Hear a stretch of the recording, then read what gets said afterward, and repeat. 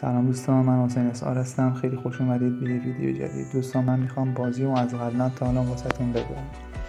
آقا این بازی نه قبلا اولین گیم پلی منه که بسیار خط میگرفتم، اصلا بنازم خط گرفتن رو ببین آجی، خط خدای خط اون موقع نبودم و اینم دومین گیم پلی منه که گرفتم.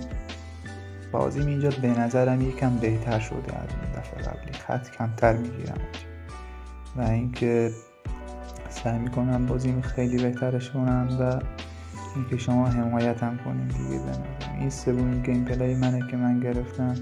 اینجا دیگه به نظرم یکم راه افتادم، بهترت میزنم خط که دیگه به نظرم اصلا نمیگیرم که بازیم بهتر شده.